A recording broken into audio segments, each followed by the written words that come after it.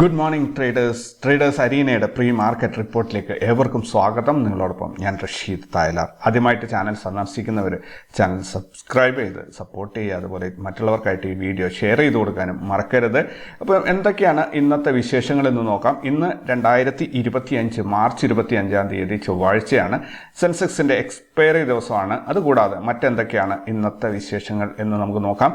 പ്രധാനമായിട്ടും നിഫ്റ്റിയെക്കുറിച്ചുള്ള ഒരു ക്വസ്റ്റ്യൻ തന്നെയാണ്. അതായത് നിഫ്റ്റി 24,000 മുകളിൽ കയറുമോ, അതിൻ്റെ മുകളിലോട്ട് പോകുമോ ഇല്ലയോ എന്നുള്ളതാണ് ഇപ്പോൾ പ്രധാനപ്പെട്ട ഒരു ചോദ്യമായിട്ട് നിൽക്കുന്നത്.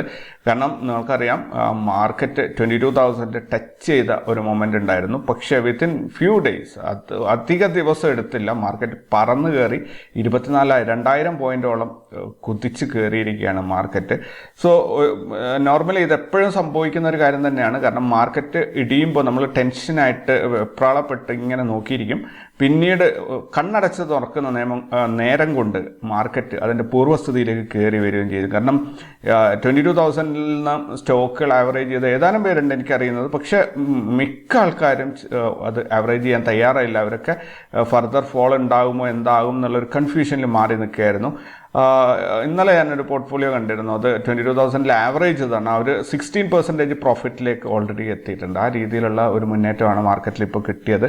മാർക്കറ്റ് ഇനിയും താഴോട്ട് പോയിക്കൂടായികയൊന്നുമില്ല, മാർക്കറ്റ് എങ്ങോട്ടും പോയേക്കാം. പക്ഷേ നമ്മളിങ്ങനെയുള്ള ഗോൾഡൻ ഓപ്പർച്യൂണിറ്റീസിൽ, അതായത് നമ്മൾ ഒരിക്കലും 100% ആവറേജ് ചെയ്യാൻ നിൽക്കരുത് ഒരു പൊസിഷനിലും. നിങ്ങളിപ്പോൾ 24,000 ബിൽഡ് ചെയ്ത ഒരു പൊസിഷൻ 22,000 മാർക്കറ്റ് എത്തിയിട്ടുണ്ടെങ്കിൽ അവിടെ നിന്ന് ഒരു അറ്റ്ലീസ്റ്റ് ഒരു 50% ക്വാണ്ടിറ്റി ആഡ് ചെയ്തിട്ട് ഒന്ന് പ്രൈസ് താഴെ ഇറക്കി വയ്ക്കാൻ വേണ്ടി ശ്രദ്ധിക്കുക. അങ്ങനെ വരുമ്പോൾ നിങ്ങൾക്ക് മാർക്കറ്റ് ഇൻ കേസ് ഒരു അപ്വേർഡ് മൂവ്മെൻറ്റ് തന്നു കഴിഞ്ഞാൽ വളരെ ക്വിക്കായിട്ട് നിങ്ങൾ നല്ല പ്രോഫിറ്റിലേക്ക് എത്തും. പിന്നെ ഇതൊക്കെ കൃത്യമായിട്ട് പാലിച്ച് കൊണ്ടുപോകണമെങ്കിൽ നമ്മുടെ കയ്യിൽ റിസർവ് ഫണ്ട് ഉണ്ടാവണം. അങ്ങനെയൊക്കെ ഉണ്ടെങ്കിൽ മാത്രമേ ഇതിനകത്തുനിന്ന് പൈസ ഉണ്ടാക്കാൻ പറ്റുള്ളൂ. സോ അത് വ്യക്തമായ രീതിയിൽ പഠിച്ച് മനസ്സിലാക്കിയിട്ട് തന്നെ നിങ്ങൾ ഈ ഒരു പരിപാടിക്ക് ഇറങ്ങുക. ദെൻ നല്ല അവസരങ്ങൾ കാണുമ്പോൾ ഇൻവെസ്റ്റ് ചെയ്യുക. അതേപോലെ സിറ്റുവേഷൻ മോശമാണെന്ന് കാണുമ്പോൾ, അല്ലെങ്കിൽ മാർക്കറ്റിലൊരു ഡൗൺഫോൾ കണ്ടിന്യൂ, ഇതിപ്പോൾ കഴിഞ്ഞ നവംബറിലാണ് നിഫ്റ്റി ഡൗൺഫോൾ തുടങ്ങിയത്. അതിപ്പോഴും ഇങ്ങനെ പോയി തിരിച്ച് ഒരു ബൗൺസ് ബാക്ക് കാണിച്ചിട്ടുണ്ട്. പക്ഷേ അത് കംപ്ലീറ്റ്ലി ഒരു ബുള്ളിഷായി എന്ന് പറയാറായിട്ടില്ല. 24,000 കടന്ന് മുകളിലോട്ട് എത്തുമ്പോഴാണ്, അതായത് പ്രീവിയസ് ഹൈ കട്ട് ചെയ്ത് മുകളിലോട്ട് കയറുകയാണെങ്കിൽ നമുക്ക് മാർക്കറ്റ് ബുള്ളിഷായി എന്ന് പറയാം. അതുവരെയുള്ളതൊക്കെ ഒരു കൺസോൾട്ടേഷൻ ആവാൻ സാധ്യതയുണ്ട്. എന്തായാലും എല്ലാവർക്കും പ്രോഫിറ്റബിൾ ആയിരിക്കട്ടെ എന്ന് മാത്രമാണ് ഞാൻ ആഗ്രഹിക്കുന്നത്. വാർത്തകളിൽ വന്ന സ്റ്റോക്കുകൾ നോക്കുകയാണെങ്കിൽ HCL ടെക്കാണ് ഒരു പ്രധാനമായിട്ടും എന്താ പറയുക, ഒരു ന്യൂസ് ഹൈലൈറ്റ് ആയിട്ട് വന്നിരിക്കുന്നത്. അത് അവർ money transfer company, international money transfer, Western Union, അവരുമായിട്ട് ഒരു ടൈപ്പിൽ എത്തിയിട്ടുണ്ട്. ഫിനാൻഷ്യൽ സർവീസസ് ഇൻഡസ്ട്രി കൂടുതൽ എന്താ പറയുക, നല്ല രീതിയിൽ ബിൽഡ് ചെയ്യുന്നതിന് വേണ്ടിയിട്ട് വെസ്റ്റേൺ യൂണിയനായിട്ട് ഒരു ടൈപ്പിൽ എത്തിയിട്ടുണ്ട്. ദെൻ RVNL അവർക്കൊരു പുതിയൊരു പ്രൊജക്റ്റ്, 115 കോടിയുടെ ഒരു പ്രൊജക്റ്റ്, ഓൾമോസ്റ്റ് അവരാണ് ലോവസ്റ്റ് ബിഡർ, ഓൾമോസ്റ്റ് അവർക്ക് തന്നെ കിട്ടാനുള്ള സാധ്യതയുണ്ട്. ബ്രിഗേഡ് എൻ്റർപ്രൈസസ് അവർ 4.4 ഏക്കർ സ്ഥലം ബാംഗ്ലൂർ വാങ്ങിയിട്ടുണ്ട് പുതിയ പ്രൊജക്റ്റ് സ്റ്റാർട്ട് ചെയ്യാൻ വേണ്ടിയിട്ട്. അതിൻ്റെ ഒരു ന്യൂസാണ് ഇന്ന് ഹൈലൈറ്റ് ചെയ്ത് വന്നത്. അതുപോലെ ബ്രിട്ടാനിയയുടെ ഗുജറാത്തിലുള്ള പ്ലാന്റുകൾ സമരം മൂലം ഭാഗികമായിട്ട് പ്രശ്നങ്ങളിലാണ് എന്നാണ് ഒരു വാർത്ത കാണാൻ സാധിച്ചത്. ദെൻ ട്രംപ് ഇയാളൊരു സംഭവമായി മാറുന്നുണ്ട്. അയാൾ ഇപ്പോൾ പുതിയതായിട്ട് വന്നിരിക്കുന്ന ഒരു ഇതാണ്, വെനസ്വേലൻ ഓയിൽ വാങ്ങുന്ന എല്ലാ നാഷൻസിനും, എല്ലാ രാജ്യങ്ങൾക്കും 25% താരിഫ് ഏർപ്പെടുത്തും എന്നാണ്. അതായത് വെനസ്വേലൻ ഓയിൽ ഏതെങ്കിലും രാജ്യം വാങ്ങിക്കുന്നുണ്ടെങ്കിൽ അവരുടെ സാധനങ്ങൾ US ഇമ്പോർട്ട് ചെയ്യുമ്പോൾ അതിന് 25% ടാക്സ് കൊടുക്കേണ്ടി വരും എന്നാണ് പറയുന്നത്. ഇങ്ങനെ വന്നു കഴിഞ്ഞാൽ എങ്ങനെയാണ് ആ നാട്ടുകാർ ജീവിച്ചു പോവുക എന്നുള്ളത് കണ്ടറിയേണ്ടി വരും. കാരണം എല്ലാ രീതിയിലും എവിടെ നിന്ന് സാധനങ്ങൾ ഇറക്കുമ്പോഴും US ഇറക്കുമ്പോൾ ആ രാജ്യത്തിന് ഒരു ടാക്സാണ്. അപ്പോൾ അത് നോർമലി ഇമ്പോർട്ട് ചെയ്യുന്നവരോ അല്ലെങ്കിൽ ഏത് രാജ്യമാണ് എക്സ്പോർട്ട് ചെയ്യുന്ന ഒരു കൂട്ടർക്ക് സാമ്പത്തിക ബാധ്യത വരും. ഫൈനലി അതിൻ്റെ ഒരു ഔട്ട്കം എന്ന് പറഞ്ഞ് എനിക്ക് തോന്നുന്നത് US ഇമ്പോർട്ട് കുറയാൻ തുടങ്ങും. അങ്ങനെ ആകുമ്പോൾ ലോക്കൽ പ്രൊഡക്ഷന് അവർ കൂടുതൽ ഫോഴ്സ് ചെയ്യേണ്ടി വരും. പക്ഷേ US സംബന്ധിച്ചിടത്തോളം local production practically cost vice അവർക്ക് അഫോർഡബിൾ ആയിരിക്കില്ല. കാരണം ലേബർ കോസ്റ്റ് വളരെ കൂടുതലാണ്. അങ്ങനെ വരുമ്പോൾ അവർക്ക് അവിടെയുള്ള സാധനങ്ങൾക്ക് ഭയങ്കരമായിട്ട് വില വർദ്ധിക്കാനുള്ള ഒരു സാധ്യതയുണ്ട്. അതുപോലെ നമ്മൾ കുറേ നാളായിട്ട് കേൾക്കുന്ന ഒരു സംഭവമാണ് NSE, നമ്മളെ നാഷണൽ സ്റ്റോക്ക് എക്സ്ചേഞ്ചിൻ്റെ ഒരു IPO വരുന്നു എന്നുള്ളത്. ഇപ്പോൾ അതിൻ്റെ ഒരു ഫർദർ ഡിസ്കഷൻ അവർ ആരംഭിച്ചിട്ടുണ്ട്. എനിക്ക് തോന്നുന്നു ഒരു 2024 എങ്ങാണ്ടാണ് അവർ ഫസ്റ്റിൽ ഈ ഒരു ന്യൂസ് പുറത്തു വിട്ടത്, NSEയുടെ IPO വരുന്നു എന്നുള്ളത്. അപ്പോൾ അത് അന്ന് അവർ ഒബ്ജക്ഷന് വേണ്ടി സബ്മിറ്റ് ചെയ്തിരുന്നു. പക്ഷേ ഫർദർ മൂവ്മെൻ്റ് ഒന്നും ഉണ്ടായില്ല. ഇപ്പോൾ വീണ്ടും അതിൻ്റെ ഒരു ഡിസ്കഷൻസ് വന്നു തുടങ്ങിയിട്ടുണ്ട് മാർക്കറ്റിൽ. ദെൻ എനിക്ക് ഒരു റിക്വസ്റ്റാണ് എല്ലാവരോടും, ഈ ചാനൽ ഒന്ന് ഇമ്പ്രൂവ് ചെയ്യുന്നതിന് ഏതൊക്കെ രീതിയിലാണ് മാറ്റങ്ങൾ വേണ്ടത് എന്ന് നിങ്ങളൊന്ന് കമൻറ്റ് ചെയ്ത് തരികയാണെങ്കിൽ എനിക്കതിനനുസരിച്ച് ഇതിലൊരു മാറ്റം വരുത്താൻ പറ്റും. കാരണം ഞാനിത് ഒരുപാട് കാര്യങ്ങൾ ഇതിനകത്ത് ഞാൻ പ്രാക്ടിക്കലി ഇംപ്ലിമെൻറ്റ് ചെയ്തുകൊണ്ടിരിക്കുന്നുണ്ട്. പക്ഷേ ആക്ച്വലി നിങ്ങൾക്ക് എന്താണ് വേണ്ടത്? ഒരു വ്യൂവർ അല്ലെങ്കിൽ ഒരു ട്രേഡർ രാവിലെ അയാൾ എന്നെ കേൾക്കുന്നുണ്ടെങ്കിൽ അയാൾ എന്നിൽ നിന്നും എന്താണ് പ്രതീക്ഷിക്കുന്നത് എന്ന ഒരു മറുപടി ഒറ്റ വാക്കിൽ പറഞ്ഞാലും മതി, അല്ലെങ്കിൽ ലിസ്റ്റ് ഔട്ട് ചെയ്തിട്ട് 10-15 പോയിന്റ് പറഞ്ഞുതരാൻ പറ്റുമെങ്കിൽ തീർച്ചയായിട്ടും അതിന് കൃത്യമായ റെസ്പെക്റ്റോടു കൂടി തന്നെ ഞാനത് പരിഗണിക്കുന്നതായിരിക്കും. അപ്പോൾ നിങ്ങൾ ഒന്ന് സപ്പോർട്ട് ചെയ്യുക. കാരണം എനിക്ക് വേറൊരു രീതിയിൽ ഒരു സർവേ ചെയ്ത് എന്തൊക്കെയാണ് ഇതിൽ ഫീഡ് അല്ലെങ്കിൽ ഇൻപുട്ട് ചേർക്കേണ്ടത് എന്നത് എനിക്ക് കണ്ടെത്താൻ പറ്റില്ല. അപ്പോൾ എന്നെ കേൾക്കുന്ന നിങ്ങൾ, അത് ഒരു 500 പേരായാലും 200 പേരായാലും 1000 പേരായാലും, നിങ്ങൾ പറയുന്നതാണ് ഏറ്റവും ഇമ്പോർട്ടൻ്റ് ആയിട്ടുള്ള ഒരു ഫീഡ്ബാക്ക് എന്ന് പറയുന്നത്. സോ നിങ്ങൾക്ക് തോന്നുന്ന ഇതിനകത്ത് നിങ്ങൾക്ക് യൂസ്ഫുൾ ആകും അല്ലെങ്കിൽ നിങ്ങളുടെ ട്രേഡിങ്ങിന് യൂസ്ഫുൾ ആകും എന്ന് തോന്നുന്ന സംഭവങ്ങൾ നിങ്ങളൊന്ന് ഇവിടെ ഷെയർ ചെയ്യുക. ഞാൻ അതിനനുസരിച്ച് ചാനലിൽ കണ്ടന്റിൽ മാറ്റം വരുന്നതായിരിക്കും. ദെൻ ഇന്റർനാഷണൽ മാർക്കറ്റിലേക്ക് നോക്കുകയാണെങ്കിൽ US മാർക്കറ്റ് ഗ്രീനിലാണ് ക്ലോസ് ചെയ്തത്, പക്ഷേ യൂറോപ്യൻ മാർക്കറ്റ് റെഡിലാണ് ക്ലോസ് ചെയ്തത്. ഇന്നിപ്പോൾ നിക്കി കാണുന്നത് ഇന്നലെ ഗ്രീനിൽ ക്ലോസ് ചെയ്തതായിട്ടാണ്. ചൈനീസ് മാർക്കറ്റിൻ്റെ അപ്ഡേറ്റ് ഇതുവരെ നമുക്ക് പ്രോപ്പറായി കിട്ടാൻ തുടങ്ങിയിട്ടില്ല. ഗിഫ്റ്റ് നിഫ്റ്റിയിലേക്ക് വരികയാണെങ്കിൽ ഗിഫ്റ്റ് നിഫ്റ്റി ഇന്നലെ ക്ലോസ് ചെയ്തത് 23,695-ലാണ്. ഇന്ന് ഓപ്പൺ ആയിരിക്കുന്നത് 733-ലാണ്. 38 പോയിന്റിൻ്റെ ഒരു ഗ്യാപ്പ് അപ്പ് ഓപ്പണിംഗ് ആണ് ഇന്ന് കിട്ടിയത്. ഞാൻ ഡാറ്റ കളക്ട് ചെയ്യുമ്പോൾ 23,737-ലാണ് ട്രേഡിംഗ് നടക്കുന്നത്. ഒരു ഗ്രീനിൽ മുകളിലോട്ട് മാർക്കറ്റ് പോയിക്കൊണ്ടിരിക്കുകയാണ്. ദെൻ ഈ ഗോൾഡിൻ്റെ റേറ്റ് വീണ്ടും കുറഞ്ഞിട്ടുണ്ട്. 3040 എത്തിയിരുന്നു. അവിടെ നിന്ന് കുറഞ്ഞിട്ട് $3014 എത്തിയിട്ടുണ്ട്. അതേപോലെ ഇന്ത്യൻ രൂപയുടെ മൂല്യം മെച്ചപ്പെട്ട് വരുന്നുണ്ട്. 85 രൂപ 64 പൈസയാണ് ഒരു US ഡോളറിൻ്റെ ഇപ്പോഴത്തെ വിനിമയ നിരക്ക്.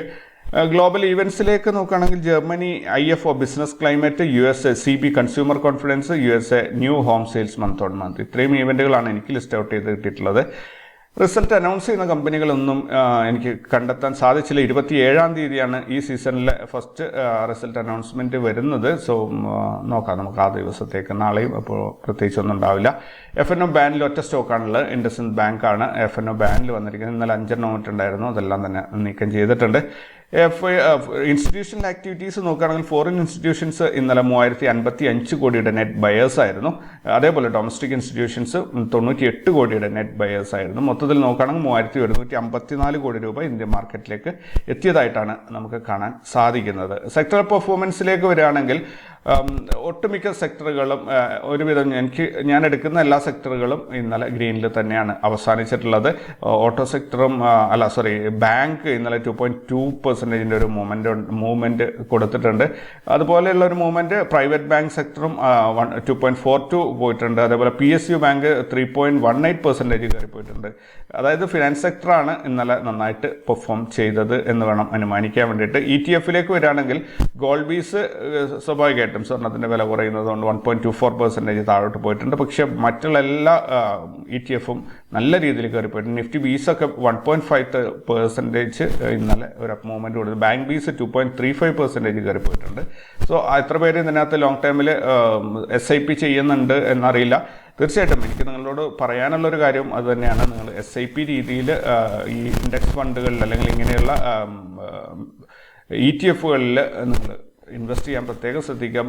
സാലറീഡ് ആയ ആൾക്കാരൊക്കെ ആണെങ്കിൽ മന്ത്ലി ഒരു ദിവസം ചൂസ് ചെയ്യുക, 28-ാം തീയതി അല്ലെങ്കിൽ എപ്പോഴാണോ നിങ്ങളുടെ സാലറി ഡേറ്റ് എല്ലാ മാസവും ആ ഡേറ്റിന് അതേ ക്വാണ്ടിറ്റി ഇങ്ങനെ വാങ്ങിച്ചു പോകുക. ഒരിക്കലും അതിനെന്ത് സംഭവിക്കുന്നു എന്ന് നിങ്ങൾ നോക്കേണ്ട കാര്യമേ ഇല്ല. ഒരു ഡൗൺ ദ ലൈൻ ഒരു 10 വർഷത്തെ ഒരു പ്ലാനിൽ അങ്ങ് പോകും. 10 വർഷം വരെ ഇങ്ങനെ ചെയ്തു പോകും. അതിൻ്റെ ഇടയിൽ നിങ്ങൾക്ക് ഒരുപാട് ബുദ്ധിമുട്ടുകളുണ്ടാകും, ഒരുപാട് എന്താ പറയുക നല്ല കാര്യങ്ങൾ സംഭവിച്ചിട്ടുണ്ടാകും. പക്ഷേ ഈ പരിപാടി SIP മുടങ്ങാതെ നിങ്ങളൊരു 10 വർഷം കൊണ്ടുപോവുക. 10 വർഷം ആവേണ്ട 5 വർഷം ആകുമ്പോൾ തന്നെ നിങ്ങൾ ഫസ്റ്റിൽ ഇൻവെസ്റ്റ് ചെയ്ത ആ ഒരു പ്രൈസിൻ്റെയൊക്കെ ഡബിൾ നിങ്ങൾക്ക് കാണാൻ സാധിക്കും. അപ്പോൾ ഒട്ടും നല്ല രീതിയിൽ വെൽത്ത് ബിൽഡ് ചെയ്യാൻ വേണ്ടി ഏറ്റവും നല്ല പരിപാടി എനിക്ക് തോന്നുന്നു അത് തന്നെയാണ് ഏറ്റവും മികച്ചതായിട്ടുള്ളതും. SIP എന്ന സിസ്റ്റമാറ്റിക് ഇൻവെസ്റ്റ്മെൻറ്റ് പ്ലാൻ. അതിൻ്റെ പരിപാടി എങ്ങനെയാണെന്ന് പറഞ്ഞാൽ ഇപ്പോൾ വീക്ക്ലി SIP ഉണ്ട്. ഡെയിലി വേണമെങ്കിൽ ഡെയിലി ചെയ്യാം, മന്ത്ലി ചെയ്യാം, ക്വാർട്ടർലി ചെയ്യാം, അതൊക്കെ നിങ്ങളുടെ ഇഷ്ടമാണ്. ഏറ്റവും നല്ലത് ഡെയിലി ചെയ്യാൻ പറ്റുമെങ്കിൽ അതിലാണ് ഏറ്റവും നല്ല റിസൾട്ട് നിങ്ങൾക്ക് കിട്ടുക. അപ്പോൾ ഒരേ സമയത്ത് ഒരേ ക്വാണ്ടിറ്റി എല്ലാ ദിവസവും വാങ്ങിക്കുന്ന ഒരു പരിപാടി. ഇപ്പോൾ ഡെയിലി 3 മണി നോർമലി ട്രേഡ് ചെയ്യുന്ന ആൾക്കാരൊക്കെയാണ് 3 മണിയാകുമ്പോഴത്തേനും അവർക്ക് പ്രോഫിറ്റ് ആണോ ലോസ് ആണോ എന്നുള്ള അറിയാൻ പറ്റും. അപ്പോൾ അതിൽ നിന്ന് ഒരു 1% നിങ്ങളുടെ ക്യാപിറ്റലിൻ്റെ 1 ലക്ഷം രൂപ കയ്യിലുണ്ടെങ്കിൽ 1000 രൂപക്കുള്ള ETF അങ്ങനെ വാങ്ങിച്ചിട്ടേക്ക് ഏതെങ്കിലും. ഇത് ഏറ്റവും നല്ല കോമ്പിനേഷൻ. ഗോൾഡ് ബീസും നിഫ്റ്റി ബീസും തമ്മിൽ കോമ്പിനേഷനായിട്ട് വാങ്ങിക്കുന്ന ഒരുപാട് പേരുണ്ട്. നല്ലൊരു പരിപാടിയാണ്. കാരണം ഗോൾഡ് താഴോട്ട് പോകുമ്പോൾ ഇൻഡെക്സ് നിഫ്റ്റി ബീസ് മുകളിലോട്ട് പോകും, അല്ലെങ്കിൽ നിഫ്റ്റി ബീസ് താഴോട്ട് വരുമ്പം ഗോൾഡ് ബീസ് മുകളിലോട്ട് പോകും. അങ്ങനെ ഒരു പ്രത്യേകതയുണ്ട്. സോ അതൊരു കോമ്പിനേഷനായിട്ട് വാങ്ങിക്കുമ്പോൾ എപ്പോഴും അതിനകത്ത് നമുക്ക് പ്രോഫിറ്റ് ബിൽഡ് ചെയ്യാൻ പറ്റും. സോ SIPയെ കുറിച്ച് മറക്കരുത്. നിങ്ങൾ അത് സീരിയസ് ആയിട്ട് എടുക്കുക. നിങ്ങൾക്ക് ഫ്യൂച്ചറിൽ ഇപ്പം ഒരു 50 വയസ്സുള്ളവരാണെങ്കിൽ പോലും ഞാൻ പറയുന്നു, ഇപ്പോൾ നിങ്ങൾ സ്റ്റാർട്ട് ചെയ്യുക. ഒരു 10 വർഷത്തേക്കുള്ള ഒരു പ്ലാനായിട്ട് SIP. അതിന് പ്രത്യേകിച്ച് ചാർജ് ഒന്നുമില്ല. നിങ്ങൾക്ക് ഈ ട്രേഡ് ചെയ്യുന്ന അക്കൗണ്ടിൽ തന്നെ ഈ സംഭവം ഇങ്ങനെ വാങ്ങിച്ചിടണം എന്നേ ഉള്ളൂ. അത് തിരിഞ്ഞു നോക്കരുത്, അതിനങ്ങ് വിട്ടേക്കുക. ഡെയിലി നിങ്ങളുടെ ക്യാപിറ്റലിൻ്റെ 1% നിങ്ങൾക്ക് ഉപയോഗിക്കാൻ പറ്റുമെങ്കിൽ അത് സൂപ്പറായിരിക്കും. സോ അത് ഒന്ന് സീരിയസ് ആയിട്ട് പരിഗണിക്കുക. അതേപോലെ നിഫ്റ്റിയുടെ ഇന്നലത്തെ പെർഫോമൻസ് നോക്കുകയാണെങ്കിൽ ഇന്നലെ നിഫ്റ്റി 142 പോയിന്റിൻ്റെ അഥവാ 0.61% മുന്നേറ്റത്തിൽ 23,658 ക്ലോസ് ചെയ്തത്. ഇത് ഇൻട്രാഡേ മൂവ്മെൻ്റ് ആണ് ഞാൻ പറയുന്നത്. അപ്പോൾ ഈ ആഴ്ചയിൽ 142 പോയിന്റിൻ്റെ മുന്നേറ്റമുണ്ട്. കറൻറ്റ് മന്ത് ഈ മാർച്ച് മാസത്തിൽ 1463 പോയിന്റിൻ്റെ ഒരു മുന്നേറ്റമാണ് നിഫ്റ്റിക്ക് ഉണ്ടായിരിക്കുന്നത്. ദെൻ മറ്റ് ഇൻഡെക്സുകൾ നോക്കുകയാണെങ്കിൽ എല്ലാ ഇൻഡെക്സുകളും നല്ല രീതിയിൽ ഇന്നലെ കയറിപ്പോയിട്ടുണ്ട്. ബാങ്ക് നിഫ്റ്റി 1.42% ഇൻട്രാഡേയിൽ കിട്ടിയിട്ടുണ്ട്. അതേപോലെ ബാങ്ക് എക്സിൽ 1.72%, ഫിൻ നിഫ്റ്റിയിൽ 1.2% ഒക്കെ ഇൻട്രാഡേ മൂവ്മെൻറ്റ് തന്നെ ഗെയിൻ തന്നെ കിട്ടിയിട്ടുണ്ട്. സോ ഇന്നത്തേക്കുള്ള ഒരു മാർക്കറ്റിൻ്റെ അവസ്ഥ നോക്കുകയാണെങ്കിൽ PCR വന്നിരിക്കുന്നത് 1.2 ആണ്. ഒരു ബുള്ളിഷ് മോഡാണ് സൂചിപ്പിക്കുന്നത്. ഹയസ്റ്റ് കോൾ സൈഡിൽ ഹയസ്റ്റ് ഓപ്പൺ ഇൻട്രസ്റ്റ് വന്നിരിക്കുന്നത് 24,000. ഇത് ഷിഫ്റ്റ് ആയിട്ടുണ്ട് കേട്ടോ. ഇന്നലെയൊക്കെ 23,500 ഇത് 24,000 കയറിയിട്ടുണ്ട്. 1,12,00,000 ഇവിടെ ബിൽഡപ്പ് ആയിട്ടുള്ളത്. ഹയസ്റ്റ് പുട്ട് വന്നിരിക്കുന്നത് 23,500. അതായത് മാർക്കറ്റ് ഒരു സ്റ്റെപ്പ് മുകളിലോട്ട് എല്ലാവരും ഓപ്ഷൻ സെല്ലേഴ്സ് അവരുടെ വ്യൂ കയറ്റി വെച്ചിട്ടുണ്ട്. 23,500 ഓപ്പൺ ഇൻട്രസ്റ്റ് വന്നിരിക്കുന്നത് 1,02,00,000. വിക്സ് 13.7 നല്ല ഡീസൻ്റ് ആയിട്ടുള്ളൊരു വിക്സ് ആണ്. ഇൻട്രാഡേ ട്രേഡേഴ്സിനെ സപ്പോർട്ട് ചെയ്യുന്ന രീതിയിൽ തന്നെയാണ് ഇത് നിൽക്കുന്നത്. സ്പോട്ട് പ്രൈസ് ക്ലോസ് ചെയ്തിരിക്കുന്നത് 23,658 24,000 കടക്കുക എന്നുള്ളതാണ് ഇനി ഒരു ടാസ്ക്, അല്ലെങ്കിൽ തിരിച്ച് 23,000 വരിക എന്നുള്ളതാണ്.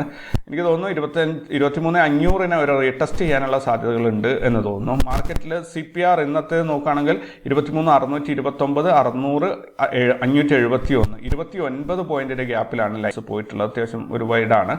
അതേപോലെ നോ ട്രേഡ് സോൺ വന്നിരിക്കുന്നത് 23,591, 567 24 പോയിന്റിൻ്റെ ഒരു നോ ട്രേഡ് സോണാണ് വന്നിട്ടുള്ളത്. വൈഡാണ്. മൊമെൻറ്റം ഉണ്ടാകുമോ എന്നുള്ളത് കണ്ടറിയേണ്ടി വരും. 23,591 കട്ട് ചെയ്തിട്ട് മുകളിലോട്ട് പോവുകയാണെങ്കിൽ 23,822 വരെയും പോകും. നല്ല രീതിയിൽ ഒരു അപാരമായ ഒരു റേഞ്ചാണ് കിട്ടിയിരിക്കുന്നത്. ഏകദേശം 232 പോയിന്റിൻ്റെ ഒരു ഹയർ സൈഡിലേക്കുള്ള മൂവ്മെൻ്റാണ് ഇന്ന് പ്രതീക്ഷിക്കുന്നത്. അതേസമയത്ത് ലോവർ സൈഡിലേക്ക് നോക്കുകയാണെങ്കിൽ 567 കട്ട് ചെയ്ത് താഴോട്ട് വരുമ്പോൾ 495 വരെയും ഉള്ള, അതായത് 72 പോയിന്റിൻ്റെ മാത്രം ഒരു മൂവ്മെൻ്റാണ് ലോവർ സൈഡിലേക്ക് പ്രതീക്ഷിക്കുന്നത്. സോ മാർക്കറ്റ് എവിടെ ഓപ്പൺ ആകുന്നു എന്നതിനനുസരിച്ചാണ് ഈ ഒരു കാര്യങ്ങൾ തീരുമാനമാവുക, ആക്യുറസി ഉണ്ടാവുക. കാരണം മാർക്കറ്റ് 23,591 567 ഇടയിൽ ഓപ്പൺ ആവുകയാണെങ്കിൽ നമുക്ക് ഹയർ സൈഡിലേക്ക് പ്രതീക്ഷിക്കാൻ പറ്റും. ലോവർ സൈഡിലേക്ക് കുറച്ചേ ഉണ്ടാവുള്ളൂ. ഇനി അതല്ല, മാർക്കറ്റ് നല്ല രീതിയിൽ ഒരു ഗ്യാപ്പ് അപ്പ് ഓപ്പൺ ആണ് തരുന്നതെങ്കിൽ മാർക്കറ്റ് ഫർദർ അവിടെ നിന്ന് ഒരു ഹയർ സൈഡ് ടച്ച് ചെയ്തിട്ട് വീണ്ടും നമ്മുടെ നോ ട്രേഡ് സോണിലേക്കായിരിക്കും ഇറങ്ങി വരിക. അങ്ങനെ ആകുമ്പോൾ നിങ്ങൾക്ക് ഒരു അപ്പ് മൂവ്മെൻ്റ് അല്ല അവിടെ പ്രതീക്ഷിക്കാൻ പറ്റുക, ലോവർ സൈഡിലേക്കുള്ള മൂവ്മെൻ്റ് ആയിരിക്കും നിങ്ങൾക്ക് കിട്ടുക.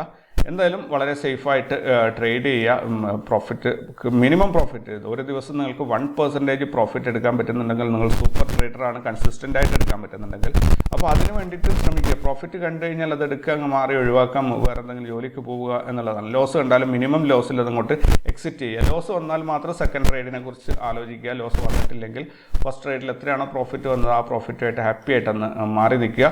നിങ്ങൾ ഒരു 10 ദിവസം ഇങ്ങനെ ഒന്ന് പരിശ്രമിച്ച് നോക്കൂ. 1% ബുക്ക് ചെയ്തിട്ട് ഒരു 10 ദിവസം പോവുക. 10 ദിവസം കഴിയുമ്പോഴത്തേനും നിങ്ങളുടെ ക്യാപിറ്റലിൽ എന്തായാലും മിനിമം 10% കൂടുതൽ ഒരു പ്രോഫിറ്റ് വന്നിട്ടുണ്ടാവും. അവിടെ വെച്ചിട്ട് നിങ്ങൾക്ക് നിങ്ങളുടെ സ്ട്രാറ്റജിയിൽ വേണമെങ്കിൽ എന്തെങ്കിലും ആൾട്രേഷൻസ് ചെയ്യാൻ സാധിക്കും. സോ അതൊന്ന് പ്രത്യേകം ഒന്ന് ഓർത്ത് നോക്കുക. മിനിമം പ്രോഫിറ്റ് ഡെയിലി ബുക്ക് ചെയ്യുക. നിങ്ങൾ ലോസിനെ കുറിച്ചല്ല ഞാൻ പറയാം, ലോസ് വരാതിരിക്കുമെന്നല്ല, ലോസ് വരികയൊക്കെ ചെയ്യും.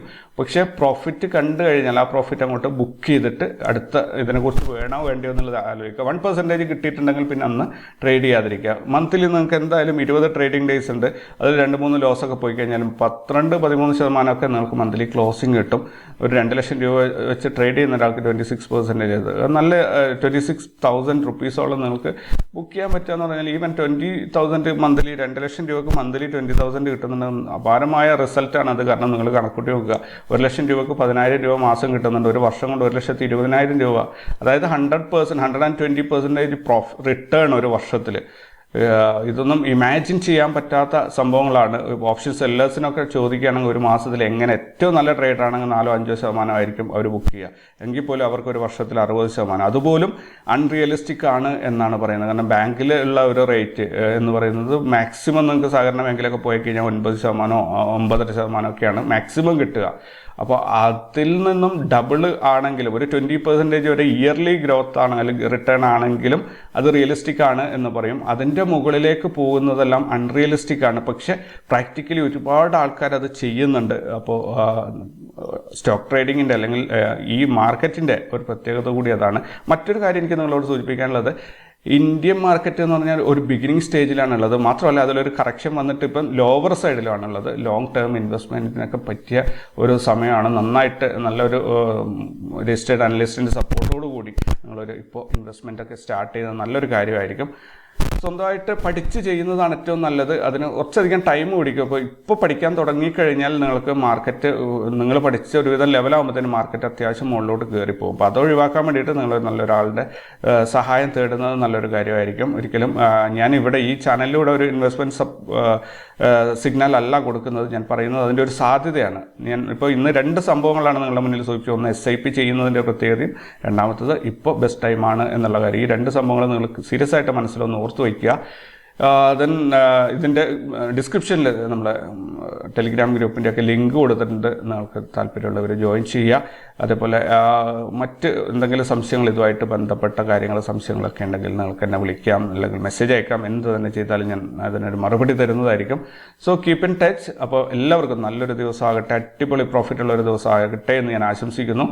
കൂടുതൽ വാർത്തകളും വിശേഷങ്ങളും ഒക്കെ ആയിട്ട് നമുക്ക് നാളെ കണ്ടുമുട്ടാം. അതുവരേക്കും you take care and bye. Thank U.